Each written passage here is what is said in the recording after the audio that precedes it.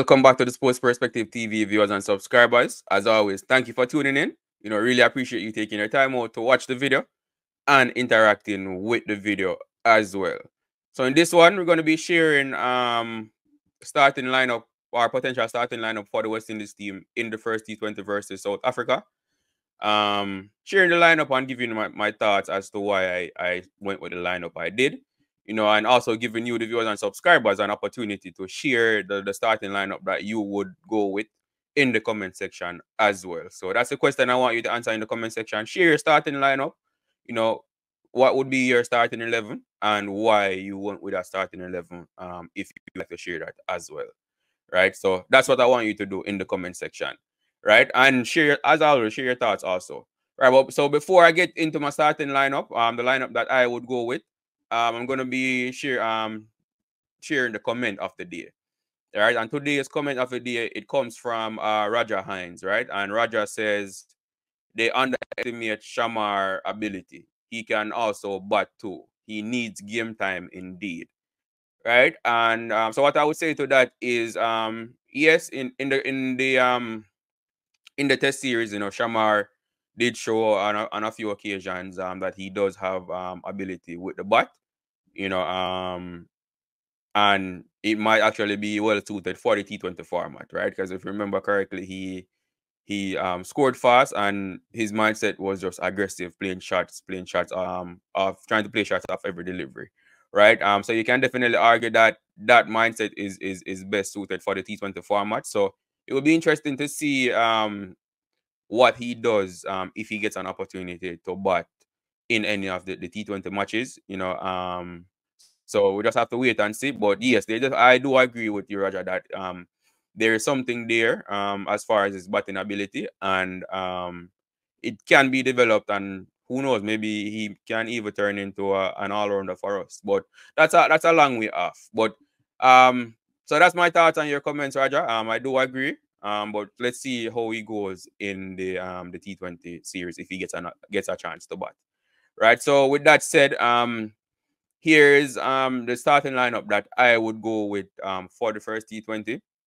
And first, I would say so I think the as far as bowling depth, right? I think Sammy, wants to have at least 6 specialist bowlers in the team at all times, which gives the captain options, right? And an option to not bowl a bowler if he's having a bad day or so on, right? So that those are some of the things I considered when naming this lineup, right? So, opening, of course, you have a Johnson Charles and Shea Hope. They are the openers, are the specialist openers that have been named in the team. So I do think in the first T20 they will go with both Hope and Charles as the opener, right? There are a lot of different opinions on Charles, so I won't get into that. I would say though that he was our second highest run scorer in the T20 World Cup, right? So you might not like how he bats, but he did score runs. A bit slow for my liking, but at the end of the day, runs are runs, right? At number 3, of course, is Nicky P, the great Nicholas Pooran. So there are no arguments there.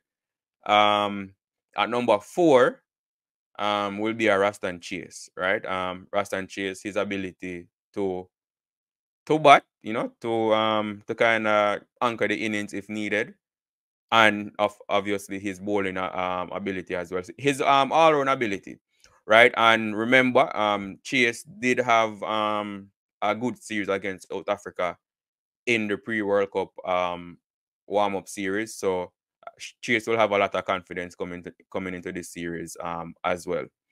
All right. At number 5, of course, is the captain, Ravman Powell. And him and Chase will interchange more than likely depending on the game situation, right? At number 6, I have Shimron Hetmyer. No, there's no specific reason why I went with Hetmyer over Rutherford. But I do think they're going to give Hetmyer an opportunity to play. Again, considering that he didn't play in the T20 World Cup, and I'll say he's the somewhat in form, or because he did play in the 100 in England, right? So I think Hetmyer will get the nod, at least in the first T20 over Rutherford. At number 7, I have a Romario Shepherd, right? So with no Andre Russell in the team, and like I said earlier, them trying to have at least 6 specialist bowlers, 6 bowlers in the lineup. I think Romario Shepherd will occupy that number 7 position. Whether or not he performs in it, we have to wait and see. But I think Shepherd will be at 7. At number 8 is a Matthew Ford. I think Ford will get the nod over Obed McCoy. So the balance in the bowling lineup will be 3 spinners and 3 pacers, right? So Matthew Ford at 8, Akil Hossein at 9, right? Gudakesh Moti at 10, and Shamar Joseph at 11. So that would be my starting lineup. So just to go over it again, Hope and Charles opening, then Pooran, Chase, Powell, Hetmyer, Shepherd, Ford, Akil Hussein, Gudakesh Moti, and Shamar Joseph. That would be the starting 11 that I would go with. Again, for the reasons, having balance in the team, bowling wise and batting wise as well. No, some might argue why I'm Matthew Ford, but why I went with Matthew Ford at number 8 over Obed McCoy is because Matthew Ford, he does offer, he's somewhat of an all-rounder, I would say, right? He has ability with the bat. He's shown it in bits and pieces for representing the West Indies. So, that's the main reason why I went with Matthew Ford at number 8. And bowling wise, he might not be the fastest bowler, but he is taking wickets for us when he does play, right? Even if you remember in that South Africa series, the series before the World Cup, he did take a few wickets, right? Went to Nepal as well, on that Nepal tour, took wickets there, right? So yes, he's not express pace, but there's a bit of ability there. So I'll give Matthew Ford the nod over Obed McCoy, at least for the first T20. If he doesn't perform, then obviously changes can be made. And then with the other bowlers, Akil Hussein and Gudakesh Moti, I think that goes without saying, based on how they performed in the T20 World Cup. Akil, being that spinner that's used in the power play to kind of peg the opposing batsman back and take wickets as well.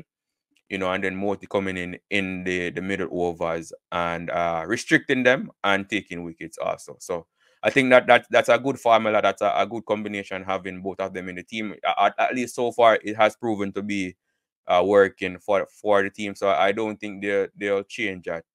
At least for the first T20, right? Now, obviously, Darren Sammy and the coaching staff, they will have things in mind that they're looking to work on as well, or things that they're looking for. So you never know, what changes they'll make depending on what they're looking to do, right? But I think at least for the first T20, they will go with both Akil Hussein, Gudakesh Moti, and Rastan. Well, all 3 spinners, Akil, Gudakesh, and Rastan Chase in the starting lineup.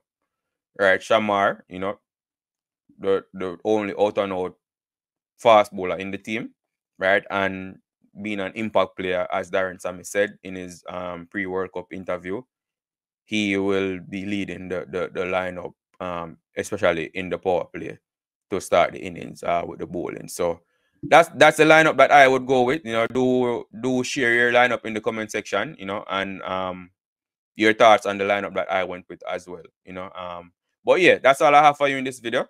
Do remember to like the video. Like the video. It's very, very important. Like I always say, it shows YouTube that you appreciate the content that's been produced. And once YouTube sees that, they will push the video out to more viewers, and that's very important as for channel growth. Subscribe to the channel as well. Like the content. That's being produced. Just hit that subscribe button. There's you get a lot of consistency here. And I try my best to do very good analysis, right? So hit that subscribe button and help the channel grow. Much appreciated. And always comment, share your comments. Your comments are always welcomed. Whether I agree or I disagree with your comments, always welcomed. And that's what forums like these are for, right? We won't agree on everything, right? We're human beings with different opinions, so we won't always agree. You won't agree with my views, and sometimes I won't agree with your views. But it's all a part of it's all a part of it. And at the end of the day, we're all cricket fans, and we want to see the best for us in this team. But that's all I have for you in the video. As always, thank you for tuning in, and I'll see you in the next video.